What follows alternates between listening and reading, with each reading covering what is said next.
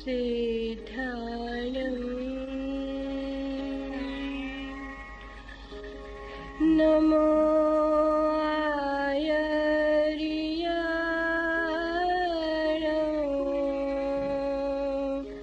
नमो वज्रायण नमो लोये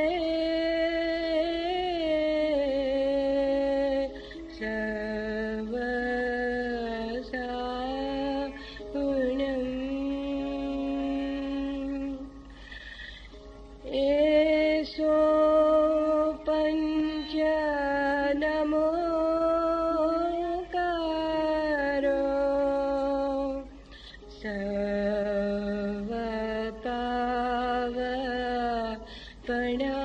सर्वपावपणासनो मङ्गलानां च सर्वेषे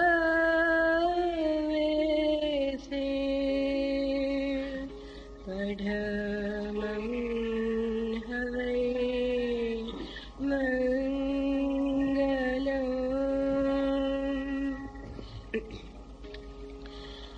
अरिहंतों को नमस्कार, सिद्धों को नमस्कार, आचार्यों को नमस्कार, उपाध्यायों को नमस्कार, लोक संसार में सब साधुओं को नमस्कार। ये पंच नमस्कार समस्त पापों का नाश करने वाला है और सब मंगलों में प्रथम मंगल है।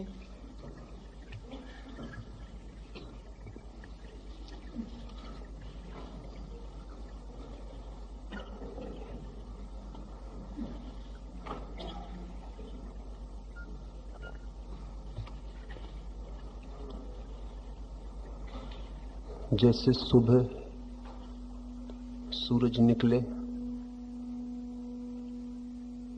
और कोई पक्षी आकाश में उड़ने के पहले अपने घोंसले के पास परों को तौले, सोचे, साहस जुटाए,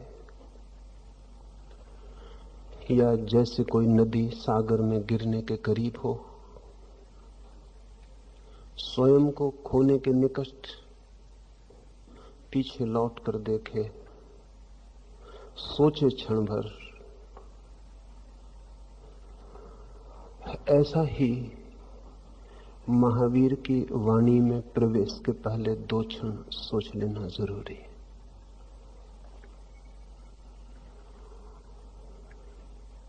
जैसे पर्वतों में हिमालय है या शिखरों में गौरी शंकर,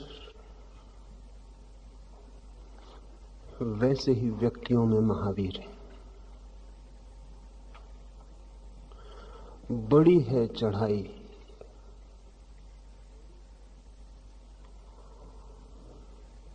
जमीन पर खड़े होकर भी गौरी शंकर के हिमाच्छादित शिखर को देखा जा सकता है, लेकिन जिन्हें चढ़ाई करनी हो और शिखर पर पहुंचकर ही शिखर को देखना हो, उन्हें बड़ी तैयारी की जरूरत है। दूर से भी देख सकते हैं महावीर को, लेकिन दूर से जो परिचय होता है वो वास्तविक परिचय नहीं। महावीर में तो छलांग लगा के ही वास्तविक परिचय पाया जा सकता है। उस छलांग के पहले जो जरूरी है वो कुछ बातें आपसे कहूं। बहुत बार ऐसा होता है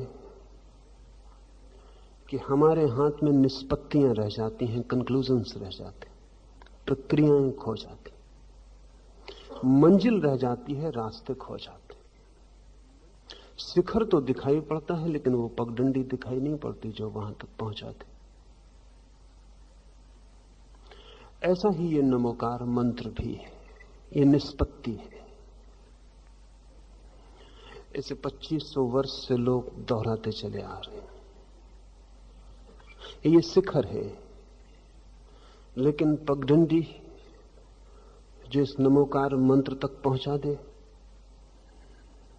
वो न मालूम कब की खो गई है। इसके पहले कि हम मंत्र पर बात करें, उस पगडंडी पर थोड़ा सा मार्ग साफ कर लेना उचित होगा, क्योंकि जब तक प्रक्रिया न दिखाई पड़े तब तक निष्पत्तियां व्यर्थ हैं, और जब तक मार्ग न दिखाई पड़े तब तक मंजिल बेबूझ होती, और जब तक सीढ़ियां न दिखाई पड़े तब तक दूर दिखते हुए शिखरों का कोई भी मूल्य नहीं, वे स्वप्नवत हो जाते। वे हैं भी या नहीं, इसका भी निर्णय नहीं किया जा सकता। कुछ दो चार मार्गों से नमोकार के रास्ते को समझ लें। 1937 में तिब्बत और चीन के बीच बोकान पर्वत की एक गुफा में 716 पत्थर के रिकॉर्ड मिले, पत्थर के। और वे रिकॉर्ड हैं महावीर से 10,000 साल पुराने, यानी आज से कोई 12,500 साल पुराने। बड़े आश्चर्य के हैं, क्योंकि वे रिकॉर्ड ठीक वैसे ही जैसा ग्रामोफोन का रिकॉर्ड होता है। ठीक उनके बीच में एक छेद है और पत्थर पर ग्रूव्स हैं, जैसे कि ग्रामोफोन के रिकॉर्ड पर होती। अब तक राज नहीं खोला जा सका है कि वे किस यंत्र पर बजाए जा सकेंगे, लेकिन एक बात तय हो गई है। रूस के एक बड़े वैज्ञानिक डॉक्टर सर्जियोव ने वर्षों तक मेहनत करके ये प्रमाणित किया है कि वे हैं तो रिकॉर्ड ही। किस यंत्र पर और किस सुई के माध्यम से वे पुनरुज्जीवित हो सकेंगे, ये अभी तय नहीं हो सका। अगर एकाध पत्थर का टुकड़ा होता तो संयोगिक भी हो सकता था। 716 है, सब एक जैसे, जिनमें बीच में छेद हैं, सब पर ग्रूव्स हैं, और उनकी पूरी तरह सफाई, धूल धमास जब अलग कर दी गई और जब विद्युत यंत्रों से उनकी परीक्षा की गई तो बड़ा हैरानी हुई। उनसे प्रतिपल विद्युत की किरणें विकिरणित हो रही। लेकिन क्या आदमी के पास आज से 12,000 साल पहले ऐसी कोई व्यवस्था थी कि वो पत्थरों में कुछ रिकॉर्ड कर सके? तब तो हमें सारा इतिहास और ढंग से लिखना पड़ेगा। जापान के एक पर्वत शिखर पर 25,000 वर्ष पुरानी मूर्तियों का एक समूह है। वो मूर्तियां डोबू कहलाती। वे मूर्तियों ने बहुत हैरानी खड़ी कर दी, क्योंकि अब तक उन मूर्तियों को समझना संभव नहीं था, लेकिन अब संभव हुआ। जिस दिन हमारे यात्री अंतरिक्ष में गए उसी दिन डोबू मूर्तियों का रहस्य खुल गया, क्योंकि डोबू मूर्तियां उसी तरह के वस्त्र पहने हुए हैं जैसे अंतरिक्ष का यात्री पहनता है।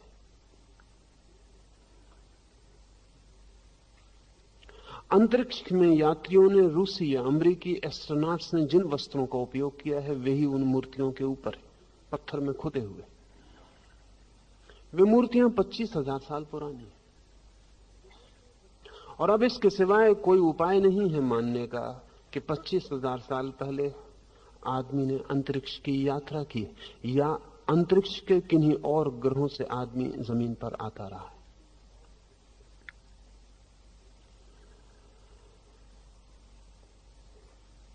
आदमी जो आज जानता है वो पहली बार जान रहा है, ऐसी भूल में पड़ने का अब कोई कारण नहीं।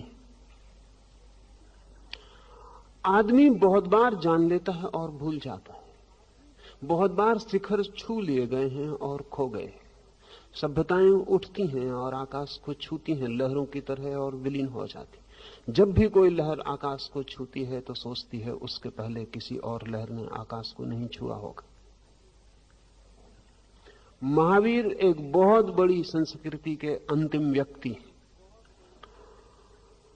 जिस संस्कृति का विस्तार कम से कम 10 लाख वर्ष है। महावीर जैन विचार और परंपरा के अंतिम तीर्थंकर हैं। 24 में शिखर की लहर की आखिरी ऊंचाई, और महावीर के बाद वो लहर और वो सभ्यता और वो संस्कृति सब बिखर गई।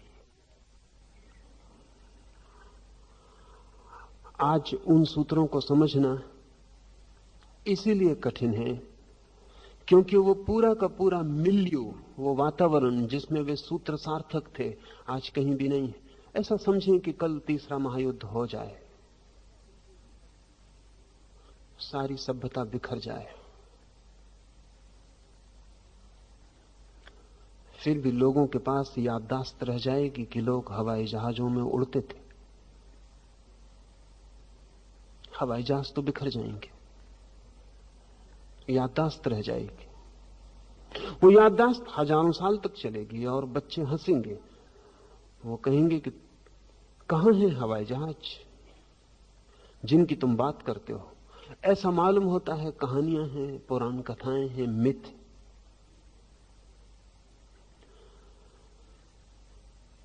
जैन 24 तीर्थंकरों की ऊंचाई, शरीर की ऊंचाई बहुत काल्पनिक मालूम पड़ती।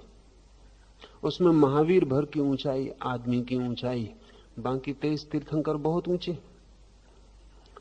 तो इतनी ऊंचाई नहीं हो सकती, ऐसा ही वैज्ञानिकों का अब तक ख्याल था, लेकिन अब नहीं। क्योंकि वैज्ञानिक कहते हैं जैसे जैसे जमीन सिकुड़ती गई है वैसे वैसे जमीन पर ग्रेविटेशन का, गुरुत्वाकर्षण भारी होता गया है, और जिस मात्रा में गुरुत्वाकर्षण भारी होता है लोगों की ऊंचाई कम होती चली जाती है। आपकी दीवार की छत पर छिपकली चलती है, आप कभी सोच नहीं सकते कि छिपकली आज से 10 लाख साल पहले हाथी से बड़ा जानवर थी। वो अकेली बची, उसकी जाति के सारे जानवर खो गए। उतने बड़े जानवर अचानक क्यों खो गए? वैज्ञानिक कहते हैं कि जमीन के गुरुत्वाकर्षण में कोई राज छिपा हुआ मालूम पड़ता है। अगर गुरुत्वाकर्षण और सघन होता गया तो आदमी और छोटा होता चला जाए। अगर आदमी चांद पर रहने लगे तो आदमी की ऊंचाई चौगुनी हो जाएगी, क्योंकि चांद पर चौगुना कम है गुरुत्वाकर्षण पृथ्वी से। अगर हमने कोई और तारे और ग्रह खोज लिए जहां गुरुत्वाकर्षण और कम हो तो ऊंचाई और बड़ी हो जाएगी। इसलिए आज एकदम कथा कह देनी बहुत कठिन है। नमोकार को जैन परंपरा ने महामंत्र कहा है। पृथ्वी पर 10-5 ऐसे मंत्र हैं जो नमोकार की हैसियत के। असल में प्रत्येक धर्म के पास एक महामंत्र अनिवार्य है, क्योंकि उसके इर्द गिर्द ही उसकी सारी व्यवस्था, सारा भवन निर्मित होता है। ये महामंत्र करते क्या हैं, इनका प्रयोजन क्या है, इनसे क्या फलित हो सकता है? आज साउंड इलेक्ट्रॉनिक्स, ध्वनि विज्ञान बहुत से नए तथ्यों के करीब पहुंच रहा है। उसमें एक तथ्य यह है कि इस जगत में पैदा की गई कोई भी ध्वनि कभी भी नष्ट नहीं होती।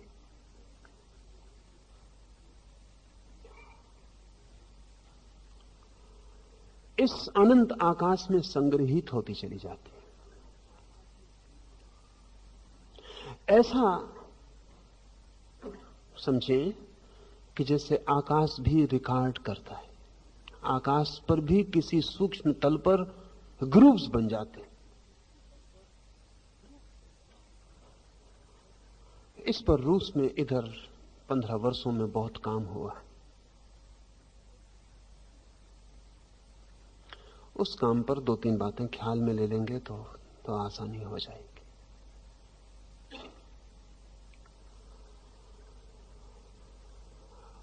अगर एक सद्भाव से भरा हुआ व्यक्ति, मंगल कामना से भरा हुआ व्यक्ति आंख बंद करके अपने हाथ में जल से भरी हुई एक मटकी ले ले और कुछ क्षण सद्भावों से भरा हुआ उस जल की मटकी को हाथ में लिए रहे,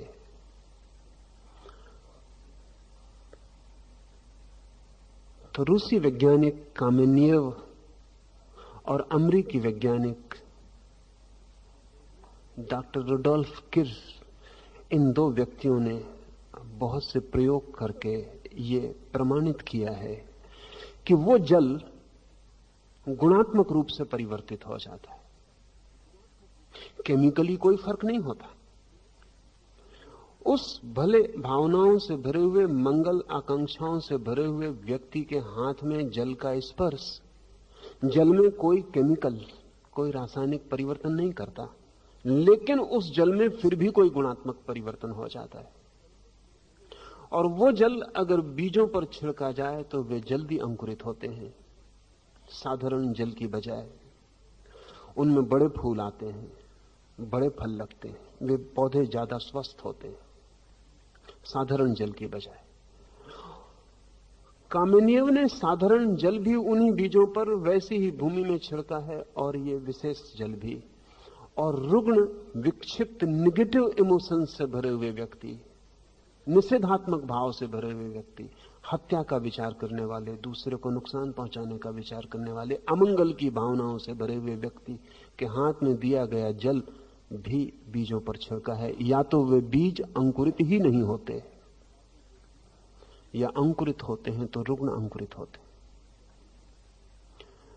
15 वर्ष, हजारों प्रयोग के बाद ये निष्पत्ति ली जा सकी कि जल में, अब तक हम सोचते थे केमिस्ट्री ही सब कुछ है,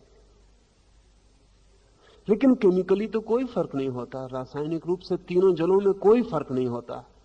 फिर भी कोई फर्क होता है। वो फर्क क्या है, और वो फर्क जल में कहां से प्रवेश करता है? निश्चित ही वो फर्क अब तक जो भी हमारे पास उपकरण हैं उनसे नहीं जांचा जा सकता, लेकिन वो फर्क होता है, ये परिणाम से सिद्ध होता है। क्योंकि तीनों जलों का आत्मिक रूप बदल जाता है, केमिकल रूप तो नहीं बदलता, लेकिन तीनों जलों की आत्मा में कुछ रूपांतरण हो जाता है। अगर जल में ये रूपांतरण हो सकता है तो हमारे चारों ओर फैले हुए आकाश में भी हो सकता है। मंत्र की प्राथमिक आधारशिला यही है। मंगल भावनाओं से भरा हुआ मंत्र हमारे चारों ओर के आकाश में गुणात्मक अंतर पैदा करता, क्वालिटेटिव ट्रांसफॉर्मेशन करता है। और उस मंत्र से भरा हुआ व्यक्ति जब आपके पास से भी गुजरता है तब भी वो अलग तरह के आकाश से गुजरता है। उसके चारों तरफ, शरीर के आसपास एक भिन्न तरह का आकाश, a different quality of space पैदा हो जाती। एक दूसरे रूसी वैज्ञानिक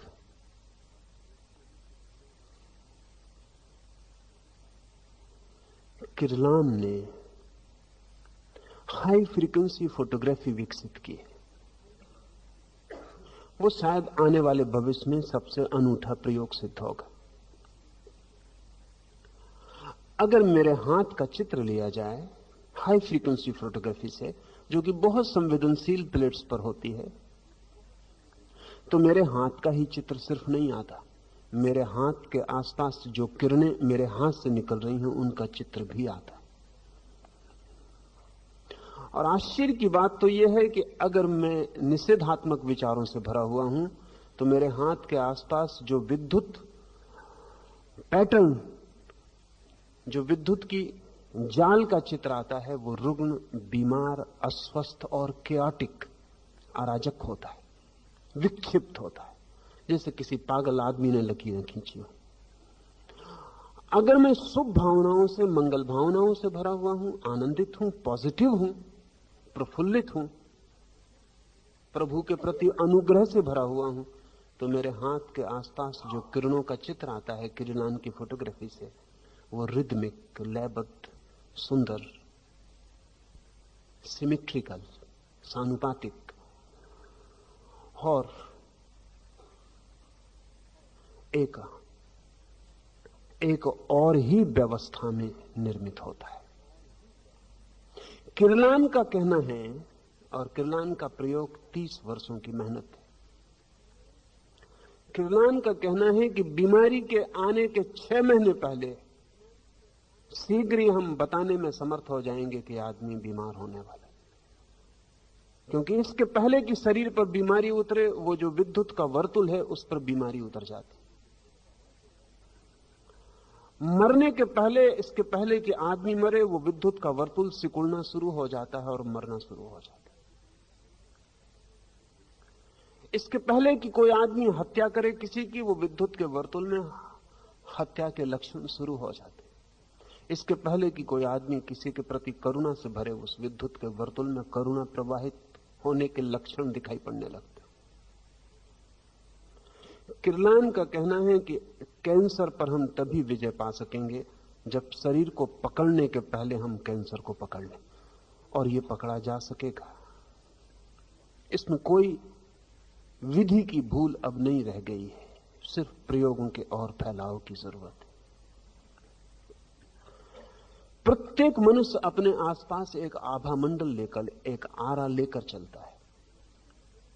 आप अकेले ही नहीं चलते, आपके आसपास एक विद्युत वर्तल, एक इलेक्ट्रोडायनेमिक फील्ड प्रत्येक व्यक्ति के आसपास चलता।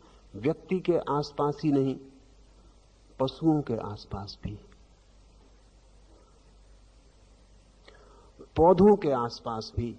असल में रूसी वैज्ञानिकों का कहना है कि जीव और अजीव में एक ही फर्क किया जा सकता है, जिसके आसपास आभा मंडल है वो जीवित है, और जिसके पास आभा मंडल नहीं है वो मृत है। जब आदमी मरता है तो मरने के साथ ही आभा मंडल क्षीण होना शुरू हो जाता है।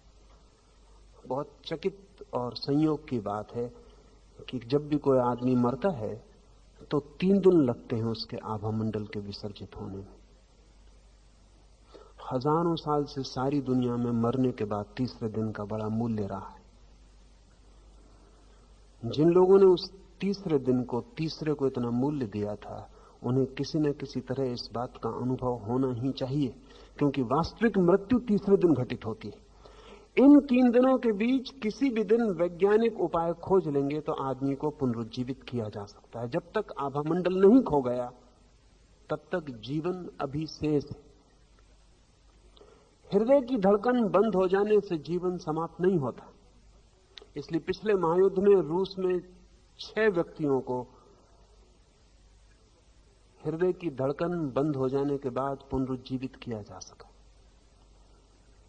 जब तक आभामंडल चारों तरफ है तब तक व्यक्ति सूक्ष्म तल पर अभी भी जीवन में वापस लौट सकता है। अभी सेतु कायम है, अभी रास्ता बना है वापस लौटने का। जो व्यक्ति जितना जीवंत होता है उसके आसपास उतना बड़ा आभामंडल होता। हम महावीर की मूर्ति के आसपास अगर एक आभामंडल निर्मित करते हैं, या कृष्ण या राम या क्राइस्ट के आसपास, तो वो सिर्फ कल्पना नहीं, वो आभामंडल देखा जा सकता है। और अब तक तो केवल वे ही देख सकते थे जिनके पास थोड़ी गहरी और सूक्ष्म दृष्टि हो, मिस्टिक्स, संत। लेकिन 1930 में एक अंग्रेज वैज्ञानिक ने अब तो केमिकल, रासायनिक प्रक्रिया निर्मित कर दी है जिससे प्रत्येक व्यक्ति, कोई भी, उस माध्यम से, उस यंत्र के माध्यम से दूसरे के आभामंडल को देख सकता है। आप सब यहां बैठे हैं, प्रत्येक व्यक्ति का अपना निजी आभामंडल है। जैसे आपके अंगूठे की छाप निजी है, वैसे ही आपका आभामंडल भी निजी है। और आपका आभामंडल आपके संबंध में वो सब कुछ कहता है जो आप भी नहीं जानते। आपका आभामंडल आपके संबंध में वे बातें भी कहता है जो भविष्य में घटित होंगी। आपका आभामंडल वे बातें भी कहता है जो अभी आपके गहन अचेतन में निर्मित हो रही हैं, बीज की भांति कल खिलेंगी और प्रकट होंगी। मंत्र आभामंडल को बदलने की आमूल प्रक्रिया है। आपके आसपास की स्पेस और आपके आसपास का इलेक्ट्रोडायनेमिक फील्ड बदलने की प्रक्रिया है। और प्रत्येक धर्म के पास एक महामंत्र है। जैन परंपरा के पास नमोकार है। आश्चर्यजनक घोषणा, ऐसो पंच नमक्कारो सव्य पाप प्रनाशनो, सब पाप का नाश कर दे, ऐसा महामंत्र है नमोकार। ठीक नहीं लगता, नमोकार से कैसे पाप नष्ट हो जाएगा। नमोकार से सीधा पाप नष्ट नहीं होता, लेकिन नमोकार से आपके आसपास का इलेक्ट्रोडायनेमिक फील्ड रूपांतरित होता है और पाप करना असंभव हो जाता है। क्योंकि पाप करने के लिए आपके पास एक खास तरह का आभा मंडल चाहिए। अगर इस मंत्र को सीधा ही सुनेंगे तो लगेगा कैसे हो सकता है, एक चोर ये मंत्र पढ़ लेगा तो क्या होगा, एक हत्यारा ये मंत्र पढ़ लेगा तो क्या होगा, कैसे पाप नष्ट हो जाएगा। पाप नष्ट होता है इसलिए कि आप पाप करते हैं, उसके पहले आपके पास एक विशेष तरह का पाप का आभा मंडल चाहिए, उसके बिना आप पाप नहीं कर सकते। वो आभा मंडल अगर रूपांतरित हो जाए तो असंभव हो जाएगी, पाप करना असंभव हो जाएगा। नमोकार कैसे उस आभा मंडल को बदलता होगा? ये नमस्कार है, ये नमन का भाव है। नमन का अर्थ है समर्पण। ये शाब्दिक नहीं है। ये नमो अरिहंताणम, ये अरिहंतों को नमस्कार करता हूं, ये शाब्दिक नहीं है, ये शब्द नहीं है, ये भाव है। अगर प्राणों में यह भाव सघन हो जाए कि अरिहंतों को नमस्कार करता हूं, तो इसका अर्थ क्या होता है? इसका अर्थ होता है जो जानते हैं उनके चरणों में सिर रखता हूं, जो पहुंच गए हैं उनके चरणों में समर्पित करता हूं, जो पा गए हैं उनके द्वार पर मैं भिखारी बनकर खड़ा होने को तैयार हूं। किरलान की फोटोग्राफी ने यह भी बताने की कोशिश की है कि आपके भीतर जब भाव बदलते हैं तो आपके आसपास का विद्युत मंडल बदलता है। और अब तो ये फोटोग्राफ उपलब्ध हैं।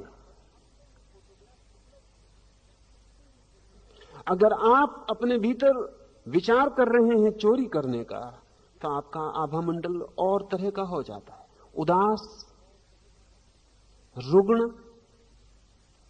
खूनी रंगों से भर जाता है। आप किसी को गिर गए को उठाने जा रहे हैं, आपके आभा मंडल के रंग तत्काल बदल जाते हैं। रूस में एक महिला है नेल्या मिखालोवा। इस महिला ने पिछले 15 वर्षों में रूस में आमूल क्रांति खड़ी कर दी। और ये जान के हैरानी होगी कि मैं रूस के इन वैज्ञानिकों के नाम क्यों ले रहा हूं। कुछ कारण है। आज से 40 साल पहले अमेरिका के एक बहुत बड़े प्रोफेट एडगर कायसी ने, जिसको अमेरिका का स्लीपिंग प्रोफेट कहा जाता है, जो कि सो जाता था गहरी तंद्रा में, जिसे हम समाधि कहें, और उसमें वो जो भविष्यवाणियां करता था वो अब तक सभी सही निकली। उसने थोड़ी भविष्यवाणियां नहीं की, 10,000 भविष्यवाणियां की। उसकी एक भविष्यवाणी 40 साल पहले की यह है, उस वक्त तो सब लोग हैरान हुए थे। उसने ये भविष्यवाणी की थी कि आज से 40 साल बाद धर्म का एक नवीन वैज्ञानिक आविर्भाव रूस से प्रारंभ होगा, रूस से। और एडगर कायसी 40 साल पहले कहे, जबकि रूस में तो धर्म नष्ट किया जा रहा था, चर्च गिराए जा रहे थे, मंदिर हटाए जा रहे थे, पादरी पुरोहित साइबेरिया भेजे जा रहे थे। उन क्षणों में कल्पना भी नहीं की जा सकती कि रूस में जन्म होगा। रूस अकेली भूमि थी उस समय जमीन पर जहां धर्म पहली दफा व्यवस्थित रूप से नष्ट किया जा रहा था, जहां पहली दफा नास्तिकों के हाथ में सत्ता थी पूरे मनुष्य जाति के इतिहास में, जहां पहली बार नास्तिकों ने एक संगठित प्रयास किया था। आस्तिकों के संगठित प्रयास तो होते रहे, और कायसी की यह घोषणा कि 40 साल बाद रूस से ही जन्म होगा। असल में जैसे ही रूस पर नास्तिकता अति आग्रहपूर्ण हो गई, तो जीवन का एक नियम है कि जीवन एक तरह का संतुलन निर्मित करता है। जिस देश में बड़े नास्तिक पैदा होने बंद हो जाते हैं, उस देश में बड़े आस्तिक भी पैदा होने बंद हो जाते हैं। जीवन एक संतुलन है। और जब रूस में इतनी प्रगाढ़ नास्तिकता थी, तो अंडरग्राउंड छुपे मार्गों से आस्तिकता ने पुनः आविष्कार करना शुरू कर दिया। स्टालिन के मरने तक सारी खोजबीन छुप के चलती थी। स्टालिन के मरने के बाद वो खोजबीन प्रकट हो गई। स्टालिन खुद भी बहुत हैरान था, वो मैं बात आपसे करूंगा। ये माइखलोवा 15 वर्ष से रूस में सर्वाधिक महत्वपूर्ण व्यक्तित्व है, क्योंकि माइखलोवा सिर्फ ध्यान से किसी भी वस्तु को गतिमान कर पाती, हाथ से नहीं, शरीर की किसी प्रयोग से नहीं। वहां दूर 6 फीट दूर रखी हुई कोई भी चीज, माइखलोवा सिर्फ उस पर एकाग्रचित्त होकर उसे गति या तो अपने पास खींच पाती है, वस्तु चलना शुरू कर देती, या अपने से दूर हटा पाती है, या मैग्नेटिक नीडल लगी हो तो उसे घुमा पाती, या घड़ी हो तो उसके कांटे को तेजी से चक्कर दे पाती, या घड़ी हो तो बंद कर पाती। सैकड़ों प्रयोग। लेकिन एक बहुत हैरानी की बात है कि अगर माइखलोवा प्रयोग कर रही हो और आसपास संदेहशील लोग हों तो उसे 5 घंटे लग जाते, तब वो हिला पाती। अगर आसपास मित्र हो, सहानुभूतिपूर्ण हो, तो वो आधा घंटे में हिला पाती। अगर आसपास श्रद्धा से भरे हुए लोग हों तो 5 मिनट में। और एक मजे की बात है कि जब उसे 5 घंटे लगते हैं किसी वस्तु को हिलाने में, तो उसका कोई 10 पाउंड वजन कम हो जाता है। जब उसे आधा घंटा लगता है तो कोई 3 पाउंड वजन कम होता है, और जब 5 मिनट लगते हैं तो उसका कोई वजन कम नहीं होता। ये 15 सालों के बड़े वैज्ञानिक प्रयोग किए गए हैं। 2 नोबेल प्राइज विनर वैज्ञानिक डॉक्टर वसीलिएव और कामिनिएव और 40 और चोटी के वैज्ञानिकों ने हजारों प्रयोग करके इस बात की घोषणा की है कि माइखलोवा जो कर रही है वो तथ्य। और अब उन्होंने यंत्र विकसित किए हैं जिनके द्वारा माइखलोवा के आसपास क्या घटित होता है वो रिकॉर्ड हो जाता है। 3 बातें रिकॉर्ड होती। एक तो जैसे ही माइखलोवा ध्यान एकाग्र करती है, उसके आसपास का आभा मंडल सिकुड़कर एक धारा में बहने लगता है, जिस वस्तु के ऊपर वो ध्यान करती है, जैसे लेसर रे की तरह, एक विद्युत की किरण की तरह संग्रहित हो जाता है। और उसके चारों तरफ किरलान की फोटोग्राफी से जैसे कि समुद्र में लहरें उठती हैं, ऐसा उसका आभा मंडल तरंगित होने लगता है, और वो तरंगें चारों तरफ फैलने लगती हैं। उन्हीं तरंगों के धक्के से वस्तुएं हटती हैं या पास खींची जाती हैं। सिर्फ भाव मात्र, उसका भाव की वस्तु मेरे पास आ जाए, वस्तु पास आ जाती, उसका भाव की दूर हट जाए, वस्तु दूर चली जाती। इससे भी हैरानी की बात जो तीसरी है वो ये कि रूसी वैज्ञानिकों का ख्याल है कि ये जो एनर्जी, ये चारों तरफ जो ऊर्जा फैलती है, इसे संग्रहित किया जा सकता है, इसे यंत्रों में संग्रहित किया जा सकता है। निश्चित ही जब एनर्जी है तो संग्रहित की जा सकती है, कोई भी ऊर्जा संग्रहित की जा सकती है। और इस प्राण ऊर्जा का, जिसको योग प्राण कहता है, ये ऊर्जा अगर यंत्रों में संग्रहित हो जाए तो उस समय जो मूल भाव था व्यक्ति का, वो गुण उस संग्रहित शक्ति में भी बना रहता है। जैसे माइखलोवा अगर किसी वस्तु को अपने पास खींच रही है, उस समय उसके शरीर से जो ऊर्जा गिर रही है, जिसमें उसका कि 3 पाउंड या 10 पाउंड वजन कम हो जाएगा, वो ऊर्जा संग्रहित की जा सकती है। ऐसे रिसेप्टिव यंत्र तैयार किए हैं कि वो ऊर्जा उन यंत्रों में प्रविष्ट हो जाती है और संग्रहित हो जाती। फिर यदि उस यंत्र को इस कमरे में रख दिया जाए और आप कमरे के भीतर आए, तो वो यंत्र आपको अपनी तरफ खींचेगा, आपका मन होगा उसके पास जाए। यंत्र के, आदमी वहां नहीं। और अगर माइखलोवा किसी वस्तु को दूर हटा रही थी और शक्ति संग्रहित की है तो आप इस कमरे में आएंगे और तत्काल बाहर भागने का मन होगा। क्या भाव शक्ति में इस भांति प्रविष्ट हो जाते हैं? मंत्र की यही मूल आधारशिला है। शब्द में, विचार में, तरंग में भाव संग्रहित और समाविष्ट हो जाते। जब कोई व्यक्ति कहता है नमो अरिहंताणम, मैं उन सबको जिन्होंने जीता और जाना अपने को, उनकी शरण में छोड़ता हूं, तब उसका अहंकार तत्काल विगलित होता है। और जिन जिन लोगों ने इस जगत में अरिहंतों की शरण में अपने को छोड़ा है, उस महाधारा में उसकी शक्ति सम्मिलित होती।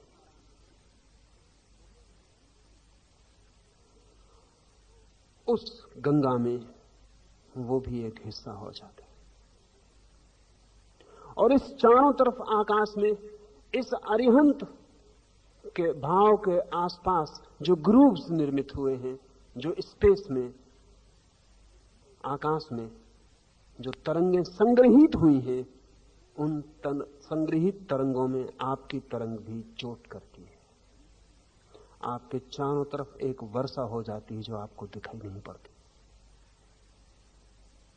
आपके चारों ओर एक और दिव्यता का, भगवत्ता का लोक निर्मित हो जाता है। इस लोक के साथ, इस भावलोक के साथ आप दूसरे तरह के व्यक्ति हो जाते। महामंत्र स्वयं के आसपास के आकाश को, स्वयं के आसपास के आभामंडल को बदलने की कीमिया है। और अगर कोई व्यक्ति दिन रात जब भी उसे स्मरण मिले तभी नमोकार में डूबता रहे, तो वो व्यक्ति दूसरा ही व्यक्ति हो जाएगा। वो वही व्यक्ति नहीं रह सकता जो वो था। 5 नमस्कार हैं। अरिहंत को नमस्कार। अरिहंत का अर्थ होता है जिसके सारे शत्रु विनष्ट हो गए,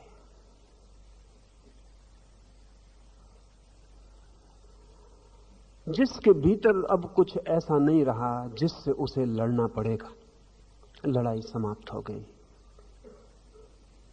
भीतर अब क्रोध नहीं जिससे लड़ना पड़े, भीतर अब काम नहीं जिससे लड़ना पड़े, भीतर अब लोभ नहीं जिससे लड़ना पड़े, अहंकार नहीं जिससे लड़ना पड़े, अज्ञान नहीं, वे सब समाप्त हो गए जिनसे लड़ाई थी।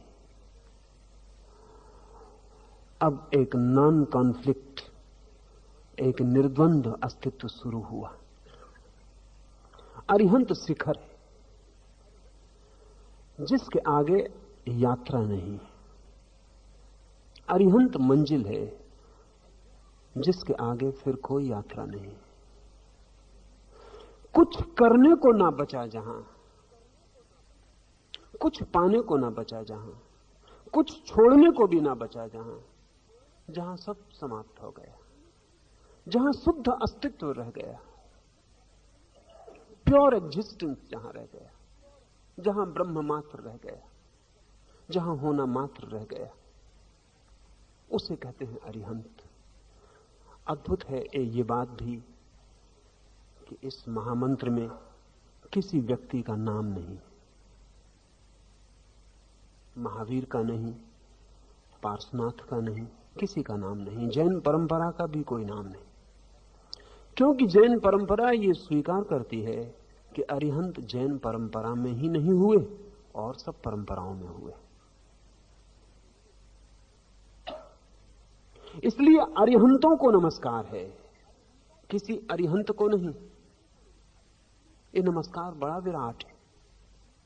संभवतः विश्व के किसी धर्म ने ऐसा महामंत्र इतना सर्वांगीण, इतना सर्वस्पर्शी विकसित नहीं किया है। व्यक्ति पर जैसे ख्याल ही नहीं है, शक्ति पर ख्याल है, रूप पर ध्यान ही नहीं है, वो जो अरूप सत्ता है उसी का ख्याल। अरिहंतों को नमस्कार। अब महावीर को जो प्रेम करता है कहना चाहिए महावीर को नमस्कार, बुद्ध को जो प्रेम करता है कहना चाहिए बुद्ध को नमस्कार, राम को जो प्रेम करता है कहना चाहिए राम को नमस्कार।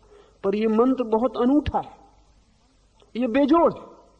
और किसी परंपरा में ऐसा मंत्र नहीं जो सिर्फ इतना कहता अरिहंतों को नमस्कार, उन सबको नमस्कार जिनकी मंजिल आ गई है।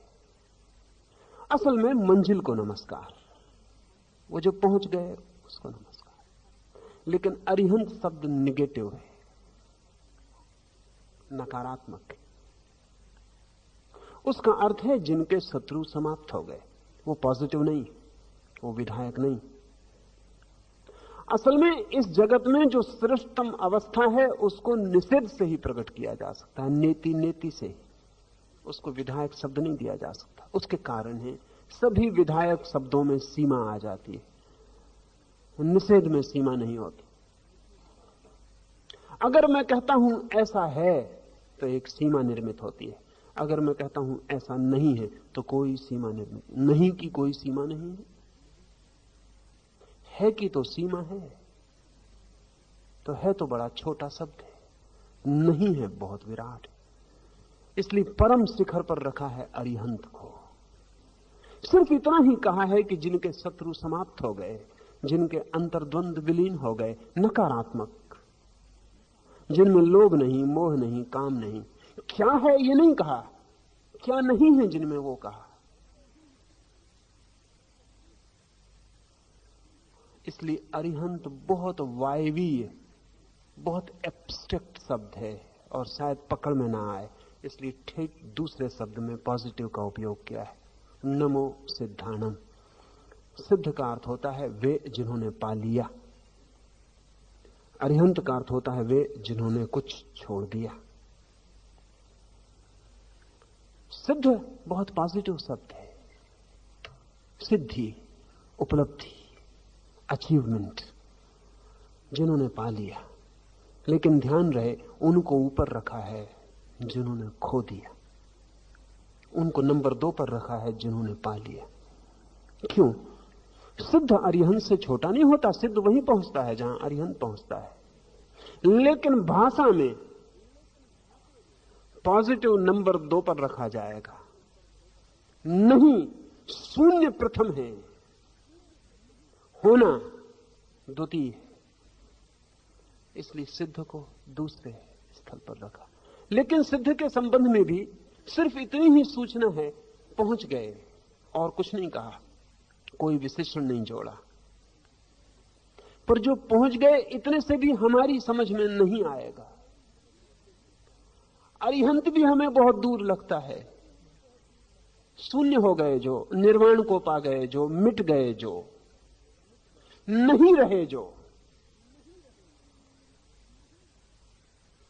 सिद्ध भी बहुत दूर है, सिर्फ इतना ही कहा है पा लिया जिन्होंने, लेकिन क्या? और पा लिया तो हम कैसे जाने? क्योंकि सिद्ध होना अनभिव्यक्ति भी हो सकता है, अनमैनिफेस्ट भी हो सकता है। बुद्ध से कोई पूछता है कि आपके ये 10,000 भिक्षु, आप बुद्धत्व को पा गए, इनमें से और कितनों ने बुद्धत्व को पा लिया? बुद्ध कहते हैं बहुतों ने। लेकिन वो पूछने वाला कहता है दिखाई नहीं पड़ता। तो बुद्ध कहते हैं मैं प्रकट होता हूं, वे अप्रगट, वे अपने में छिपे, जैसे बीज में वृक्ष छिपा हो। तो सिद्ध तो बीज जैसा है, पा लिया। और बहुत बार ऐसा होता है कि पाने की घटना घटती है और वो इतनी गहन होती है कि प्रकट करने की चेष्टा भी उससे पैदा नहीं होती। इसलिए सभी सिद्ध बोलते नहीं।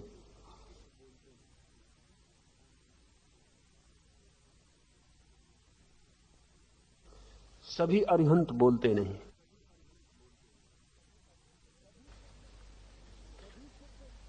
सभी सिद्ध होने के बाद जीते भी नहीं। इतना लीन भी हो सकती है चेतना उस उपलब्धि में कि तत्क्षण शरीर छूट जाए।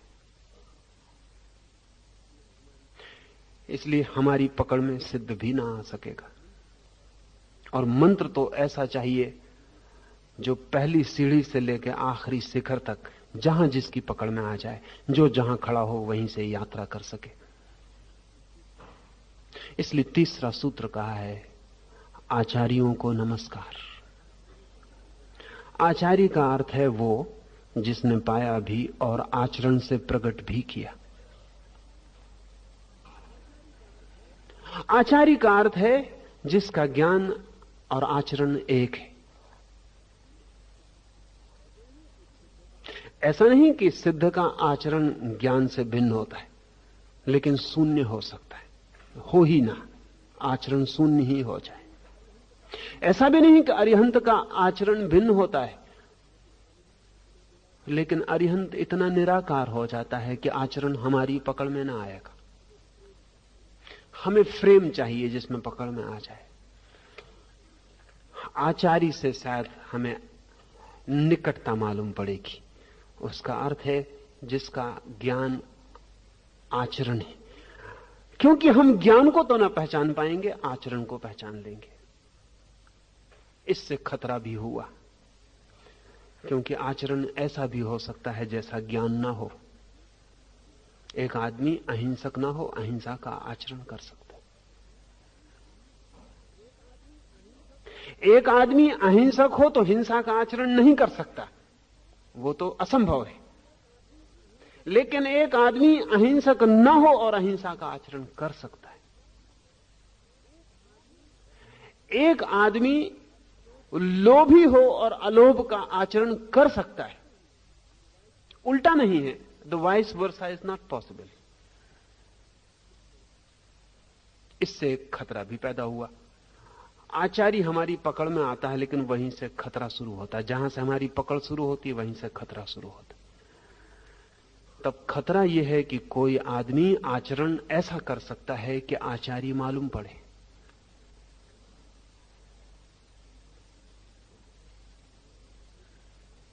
तो मजबूरी है हमारी, जहां से सीमाएं बनती शुरू होती हैं वहीं से हमें दिखाई पड़ता है, और जहां से हमें दिखाई पड़ता है वहीं से हमारे अंधे होने का डर है।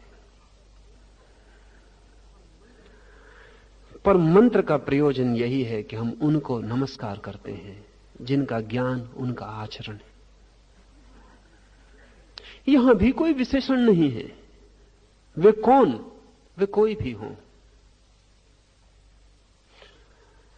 एक ईसाई फकीर जापान गया था और जापान के एक ज़ेन भिक्षु से मिलने गया।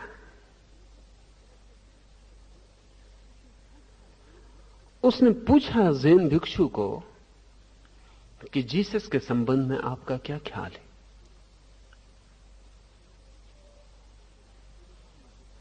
उस भिक्षु ने कहा, मुझे जीसस का कुछ भी पता नहीं, तुम कुछ कहो ताकि मैं ख्याल बना सकूं।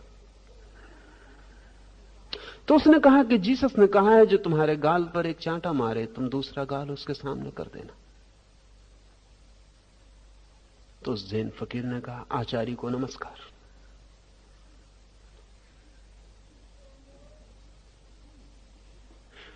वो ईसाई फकीर कुछ समझ ना सका।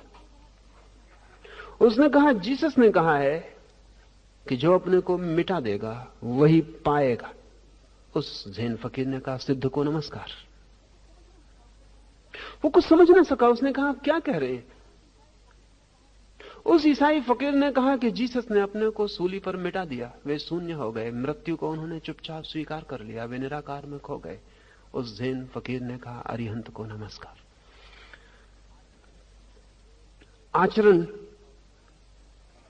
और ज्ञान एक हैं, जहां उसे हम आचार्य कहते हैं। वो सिद्ध भी हो सकता, वो अरिहंत भी हो सकता, लेकिन हमारी पकड़ में वो आचरण से आता है। पर जरूरी नहीं, क्योंकि आचरण बड़ी सूक्ष्म बात है और हम बड़ी स्थूल बुद्धि के लोग हैं। आचरण बड़ी सूक्ष्म बात है, तय करना कठिन है कि जो आचरण है, अब जैसे कि महावीर का नग्न खड़ा हो जाना, निश्चित ही लोगों को अच्छा नहीं लगा। गांव-गांव से महावीर को खदेड़ कर भगाया गया। गांव-गांव महावीर पर पत्थर फेंके गए। हम ही लोग थे, हम ही सब ये करते रहे। ऐसा मत सोचना कोई और। महावीर की नग्नता लोगों को भारी पड़ी, क्योंकि लोगों ने कहा ये तो आचरणहीनता है। ये कैसा आचरण? आचरण बड़ा सूक्ष्म है। अब महावीर का नग्न हो जाना इतना निर्दोष आचरण है जिसका कोई हिसाब लगाना कठिन।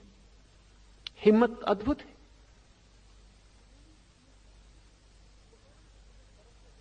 महावीर इतने सरल हो गए कि छिपाने को कुछ ना बचा।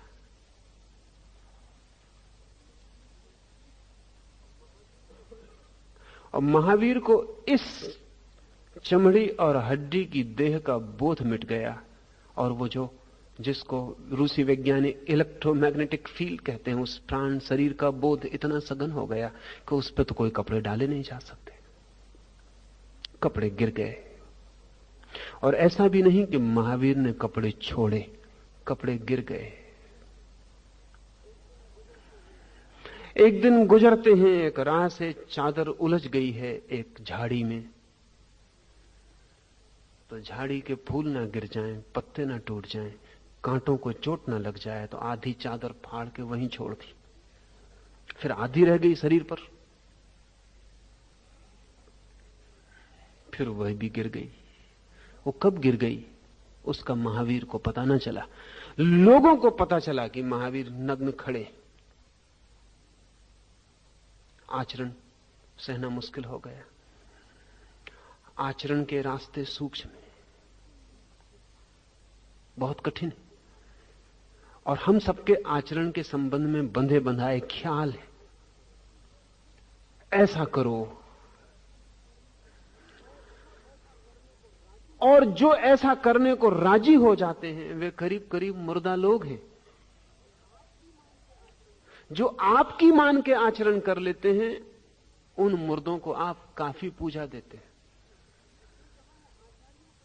इसमें कहा है आचार्यों को नमस्कार। आप आचरण तय नहीं करेंगे, उनका ज्ञान ही उनका आचरण तय करेगा। और ज्ञान परम स्वतंत्रता है। जो व्यक्ति आचार्य को नमस्कार कर रहा है वो ये भाव कर रहा है कि मैं नहीं जानता क्या है ज्ञान, क्या है आचरण, लेकिन जिनका भी आचरण उनके ज्ञान से उपजता और बहता है उनको मैं नमस्कार करता हूं। अभी भी बात सूक्ष्म है, इसलिए चौथे चरण में उपाध्यायों को नमस्कार। उपाध्याय का अर्थ है आचरण ही नहीं, उपदेश भी। उपाध्याय का अर्थ है ज्ञान ही नहीं, आचरण ही नहीं, उपदेश भी।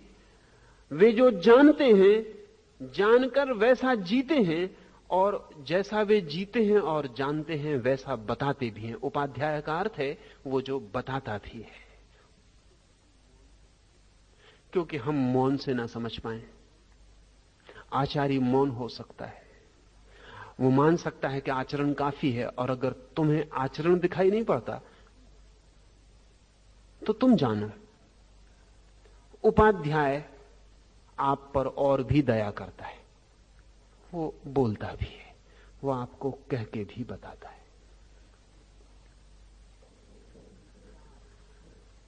ये चार सुस्पष्ट रेखाएं, लेकिन इन चार के बाहर भी जानने वाले छूट जाएंगे, क्योंकि जानने वालों को बांधा नहीं जा सकता कैटेगरीज में। इसलिए मंत्र बहुत हैरानी का है। इसलिए चौथे में, पांचवें चरण में एक सामान्य नमस्कार है। नमो लोए सव्य साहूनम। लोक में जो भी साधु हैं उन सबको नमस्कार।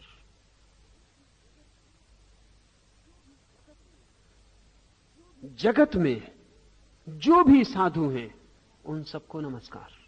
जो उन चार में कहीं भी छूट गए हों उनके प्रति भी हमारा नमन न छूट जाए, क्योंकि उन चार में बहुत लोग छूट सकते, जीवन बहुत रहस्यपूर्ण है, कैटेगराइज नहीं किया जा सकता, खांचों में नहीं बांटा जा सकता।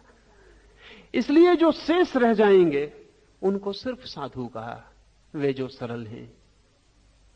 अब साधु का एक अर्थ और भी है, इतना सरल भी हो सकता है कोई कि उपदेश देने में भी संकोच करे, इतना सरल भी हो सकता है कोई कि आचरण को भी छिपाए, पर उसको भी हमारे नमस्कार पहुंचने चाहिए। सवाल यह नहीं है कि हमारे नमस्कार से उसको कुछ फायदा होगा, सवाल यह है कि हमारा नमस्कार हमें रूपांतरित करता है। न अरिहंतों को कोई फायदा होगा, न सिद्धों को, न आचार्यों को, न उपाध्यायों को, न साधुओं को, पर आपको फायदा होगा। ये बहुत मजे की बात है कि हम सोचते हैं कि शायद इस नमस्कार में हम सिद्धों के लिए, अरिहंतों के लिए कुछ कर रहे हैं, तो इस भूल में मत पड़ना। आप उनके लिए कुछ भी ना कर सकेंगे, या आप जो भी करेंगे उसमें उपद्रव ही करेंगे। आपकी इतनी ही कृपा काफी है कि आप उनके लिए कुछ ना करें। आप गलत ही कर सकते हैं। नहीं, ये नमस्कार अरिहंतों के लिए नहीं है, अरिहंतों की तरफ है, लेकिन आपके लिए है। इसके जो परिणाम है वो आप पर होने वाले हैं, जो फल है वो आप पर बरसेगा। अगर कोई व्यक्ति इस भांति नमन से भरा हो तो क्या आप सोचते हैं उस व्यक्ति में अहंकार टिक सकेगा? असंभव है। लेकिन नहीं, हम बहुत अद्भुत लोग हैं। अगर अरिहंत सामने खड़ा हो तो हम पहले इस बात का पता लगाएंगे कि अरिहंत है भी।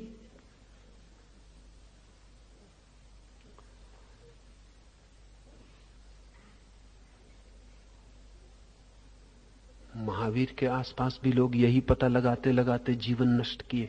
अरिहंत है भी, तीर्थंकर है भी। आज आपको पता नहीं है, आप सोचते हैं कि बस तय हो गया। महावीर के वक्त में बात इतनी तय न थी, और भी भीड़ें थीं, और भी लोग थे जो कह रहे थे ये अरिहंत नहीं है, अरिहंत और है, गौशालक है अरिहंत, ये तीर्थंकर नहीं है, ये दावा झूठा है। महावीर का तो कोई दावा नहीं था,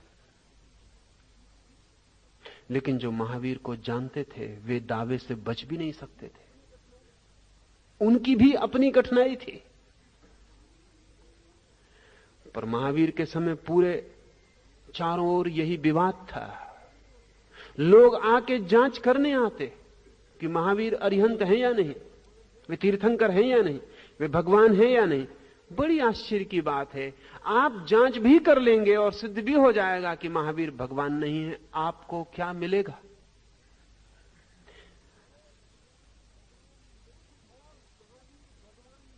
और महावीर भगवान ना भी हों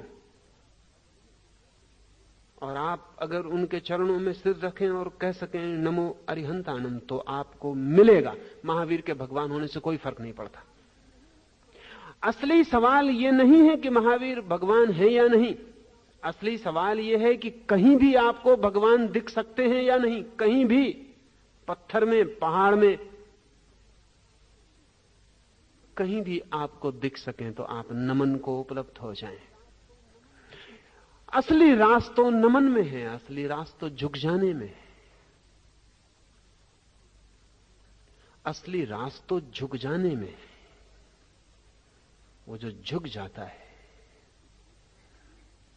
उसके भीतर सब कुछ बदल जाता है, वो आदमी दूसरा हो जाता है।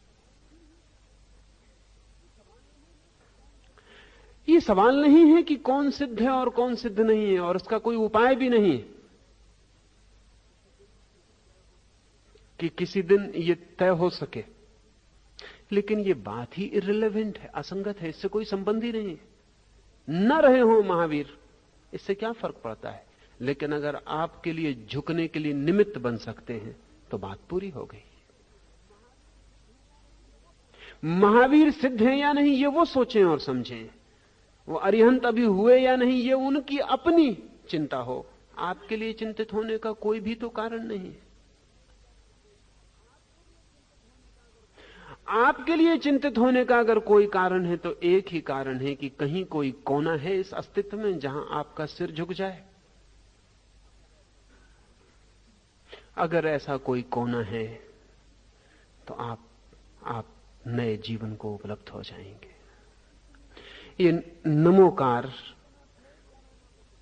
अस्तित्व में कोई कोना ना बचे, इसकी चेष्टा है। सब कोने जहां जहां सिर झुकाया जा सके, अज्ञात, अनजान, अपरिचित, पता नहीं कौन साधु है इसलिए नाम नहीं लिए, पता नहीं कौन अरिहंत है, पर इस जगत में जहां अज्ञानी है वहां ज्ञानी भी है, क्योंकि जहां अंधेरा है वहां प्रकाश भी है, जहां रात सांझ होती है वहां सुबह भी होती है, जहां सूरज अस्त होता है वहां सूरज उगता भी है। यह अस्तित्व द्वंद की व्यवस्था है। तो जहां इतना सघन अज्ञान है वहां इतना ही सघन ज्ञान भी होगा ही। ये श्रद्धा है, और इस श्रद्धा से भरकर जो ये 5 नमन कर पाता है वो एक दिन कह पाता है कि निश्चय ही मंगल में है ये सूत्र, इससे सारे पाप विनष्ट हो जाते हैं।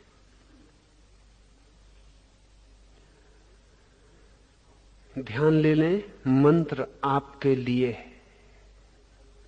मंदिर में जब मूर्ति के चरणों में आप सिर रखते हैं तो सवाल ये नहीं है कि वे चरण परमात्मा के हैं या नहीं, सवाल इतना ही है कि वो जो चरण के समक्ष झुकने वाला सिर है वो परमात्मा के समक्ष झुक रहा है या नहीं। वे चरण तो निमित्त हैं, उन चरणों का कोई प्रयोजन नहीं है, वो तो आपको झुकने की कोई जगह बनाने के लिए व्यवस्था की है। लेकिन झुकने में पीड़ा होती है, और इसलिए जो भी वैसी पीड़ा दे उस पर क्रोध आता है। जीसस पर या महावीर पर या बुद्ध पर जो क्रोध आता है वो भी स्वाभाविक मालूम पड़ता है, क्योंकि झुकने में पीड़ा होती है। अगर महावीर आए और आपके चरण पर सिर रख दें तो चित्त बड़ा प्रसन्न होगा। फिर आप महावीर को पत्थर न मारेंगे कि मारेंगे, फिर आप महावीर के कानों में खीले न ठोकेंगे कि ठोकेंगे।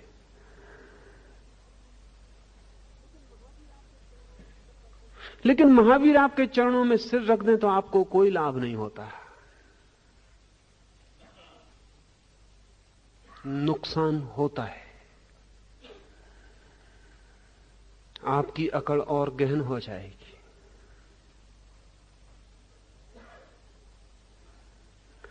एक महावीर ने अपने साधुओं को कहा है कि वो गैर साधुओं को नमस्कार न करें।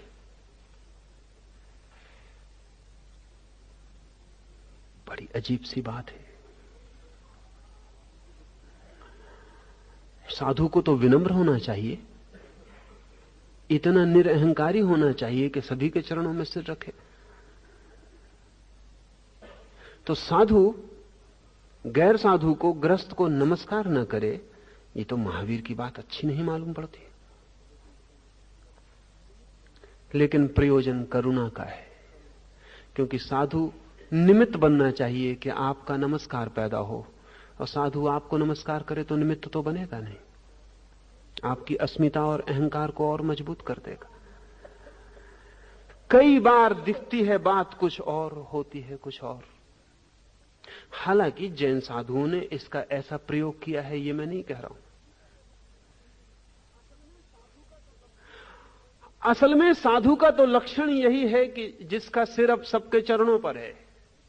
साधु का लक्षण तो यही है कि जिसका सिर अब सबके चरणों पर है। फिर भी साधु आपको नमस्कार नहीं करता है क्योंकि निमित्त बनना चाहता है। लेकिन अगर साधु का सिर आप सबके चरणों पर ना हो और फिर वो आपको अपने चरणों में झुकाने की कोशिश करे तब वो आत्महत्या में लगा है। पर फिर भी आपको चिंतित होने की कोई भी जरूरत नहीं है, क्योंकि आत्महत्या का प्रत्येक को हक है। अगर वो अपनी नरक की रास्ता तय कर रहा है तो उसे करने दें, लेकिन नरक जाता हुआ आदमी भी अगर आपको स्वर्ग के इशारे के लिए निमित्त बनता हो तो अपना निमित्त लें, अपने मार्ग पर बढ़ जाएं। पर नहीं, हमें इसकी चिंता कम है कि हम कहां जा रहे हैं। हमें इसकी चिंता यह है कि दूसरा कहां जा रहा है। नमोकार नमन का सूत्र है।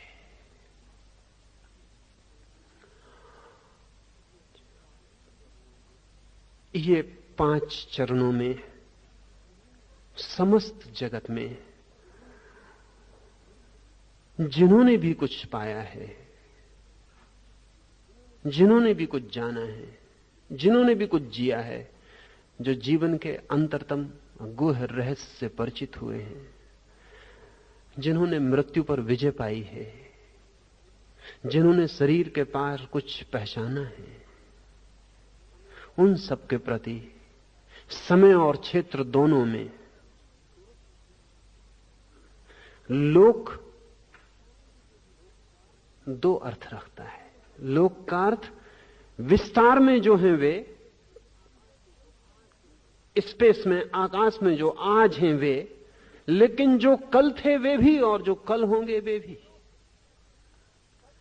लोक सव्यलोए,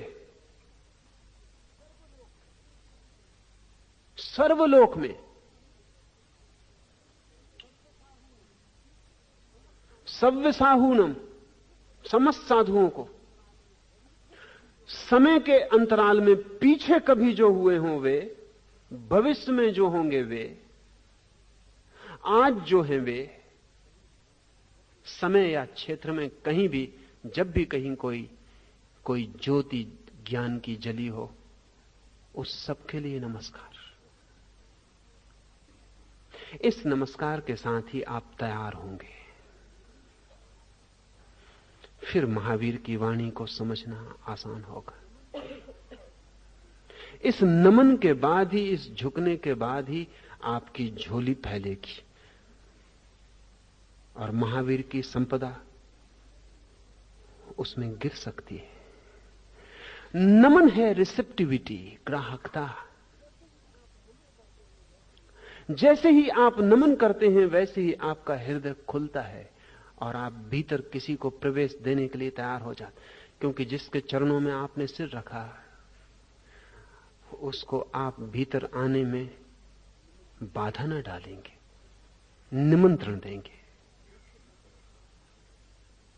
जिसके प्रति आपने श्रद्धा प्रकट की उसके लिए आप का द्वार, आपका घर खुला हो जाएगा। वो आपके घर आपका हिस्सा होकर जी सकता है। लेकिन ट्रस्ट नहीं है, भरोसा नहीं है, तो नमन असंभव है। और नमन असंभव है तो समझ असंभव है। नमन के साथ ही अंडरस्टैंडिंग है, नमन के साथ ही समझ का जन्म है। इस ग्राहकता के संबंध में एक आखिरी बात और आपसे कहूं। मॉस्को यूनिवर्सिटी में 1966 तक एक अद्भुत व्यक्ति था, डॉक्टर वासिलिएव। वो ग्राहकता पर प्रयोग कर रहा था। माइंड की रिसेप्टिविटी, मन की ग्राहकता कितनी हो सकती है। करीब करीब ऐसा हाल है जैसे कि एक बड़ा भवन हो और हमने उसमें एक छोटा सा छेद कर रखा हो और उसी छेद से हम बाहर के जगत को देखते हैं। यह भी हो सकता है कि भवन की सारी दीवारें गिरा दी जाएं और हम खुले आकाश के नीचे समस्त रूप से ग्रहण करने वाले हो जाएं। वासिलिएव ने एक बहुत हैरानी का प्रयोग किया और पहली दफा। उस तरह के बहुत से प्रयोग पूरब में, विशेषकर भारत में, और सर्वाधिक विशेषकर महावीर ने किए थे, लेकिन उनका डायमेंशन, उनका आयाम अलग था। महावीर ने जाति स्मरण के प्रयोग किए थे कि प्रत्येक व्यक्ति को आगे अगर ठीक यात्रा करनी हो तो उसे अपने पिछले जन्मों को स्मरण और याद कर लेना चाहिए। उसको पिछले जन्म याद आ जाएं, स्मरण आ जाएं, तो आगे की यात्रा आसान हो जाएगी। लेकिन वसीलियव ने एक और अनूठा प्रयोग किया। उस प्रयोग को वे कहते हैं आर्टिफिशियल री इनकारनेशन। आर्टिफिशियल री इनकारनेशन, कृत्रिम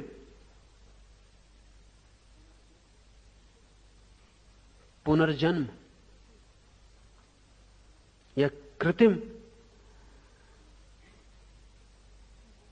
पुनरुज्जीवन, ये क्या है?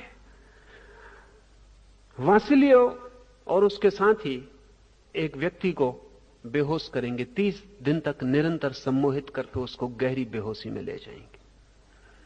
और जब वो गहरी बेहोशी में आने लगेगा, और अब यंत्र है, ईईजी नाम का यंत्र है जिससे जांच की जा सकती है कि नींद की कितनी गहराई है। अल्फा नाम की वेव्स पैदा होनी शुरू हो जाती हैं जब व्यक्ति चेतन मन से गिर के अचेतन में चला जाता है। तो यंत्र पर जैसे कि कार्डियोग्राम पर ग्राफ बन जाता है, ऐसा ईईजी भी ग्राफ बना देता है कि ये व्यक्ति अब सपना देख रहा है, अब सपने भी बंद हो गए, अब ये नींद में है, अब ये गहरी नींद में है, अब ये अतल गहराई में डूब गया। जैसे ही कोई व्यक्ति अतल गहराई में डूब जाता है, उसे सुझाव देता था वासिलियोव। समझ लें कि वो एक चित्रकार है, छोटा मोटा चित्रकार है या चित्रकला का विद्यार्थी है, तो वासिलियोव उसको समझाएगा कि तू माइकलएंजेलो है पिछले जन्म का,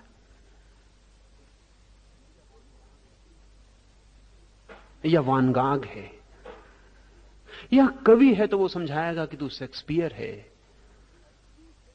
या कोई और 30 दिन तक निरंतर गहरी अल्फा वेव्स की हालत में उसको सुझाव दिया जाएगा कि वो कोई और है पिछले जन्म का। 30 दिन में उसका चित्त इसको ग्रहण कर लेगा। 30 दिन के बाद बड़ी हैरानी के अनुभव हुए कि वो व्यक्ति जो साधारण सा चित्रकार था, जब उसे भीतर भरोसा हो गया कि मैं माइकलएंजेलो है, वो विशेष चित्रकार हो गया तत्काल। वो साधारण सा तुकबंद था, जब उसे भरोसा हो गया कि मैं शेक्सपियर हूं, तो शेक्सपियर की हैसियत की कविताएं उस व्यक्ति से पैदा होने लगी। हुआ क्या? वासिलियोव तो कहता था आर्टिफिशियल रीइंकार्नेशन है। वासिलियोव कहता था कि हमारा चित्त तो बहुत बड़ी चीज है, छोटी सी खिड़की खुली है जो हमने अपने को समझ रखा है कि हम ये हैं, उतनी खुला है, उसी को मान के हम जीते।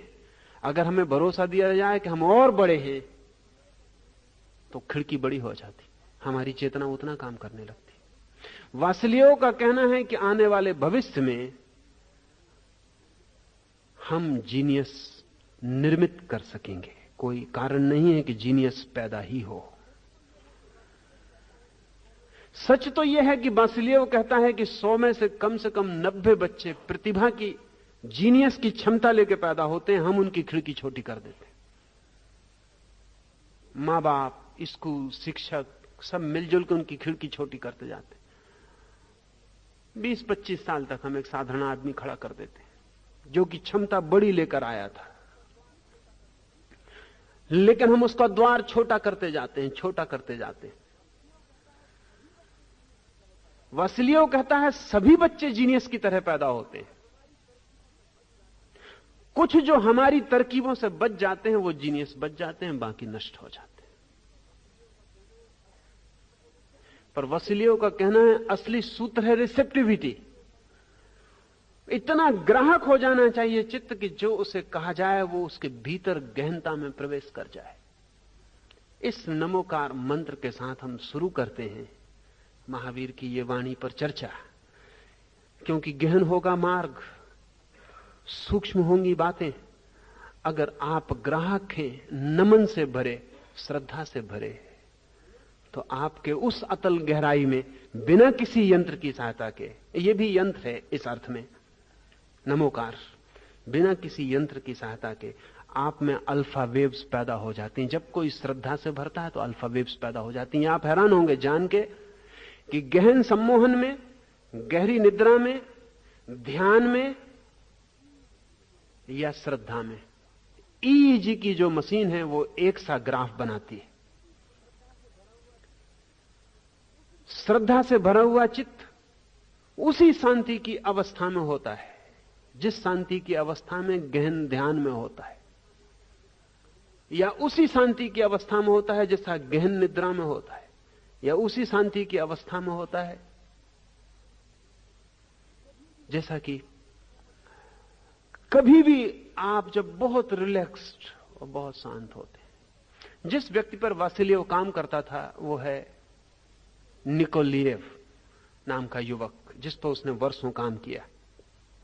निकोलिएव को 2000 मील दूर से भी भेजे गए विचारों को पकड़ने की क्षमता आ गई है।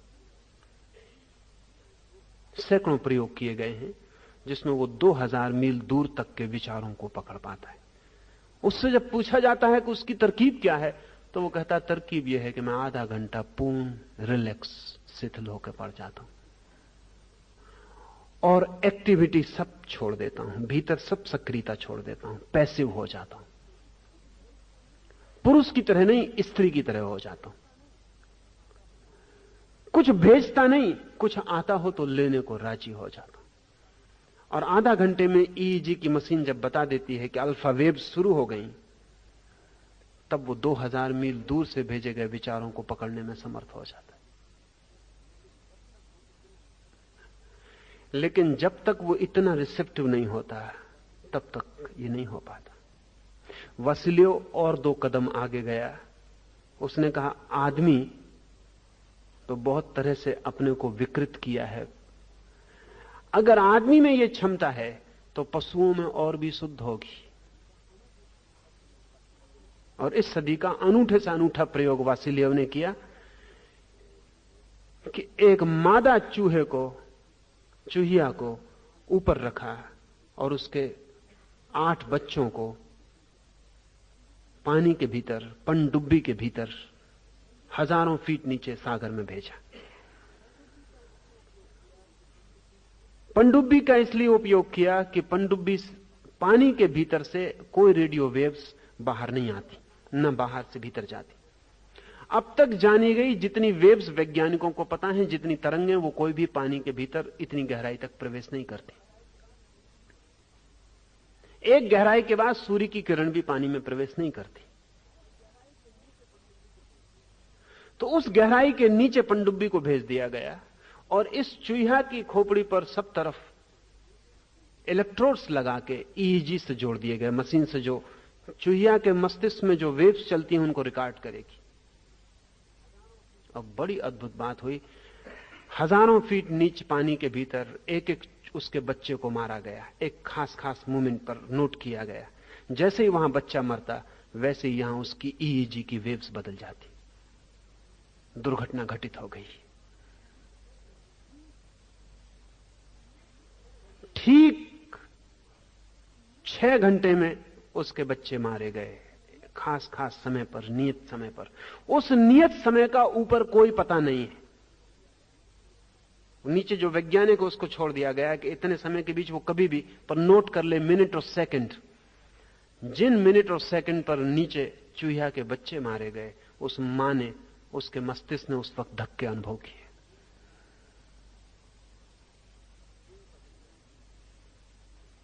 वासिलियव का कहना है कि जानवरों के लिए टेलीपैथी सहज सी घटना है, आदमी भूल गया है। लेकिन जानवर अभी भी टेलीपैथिक जगत में जी रहे हैं।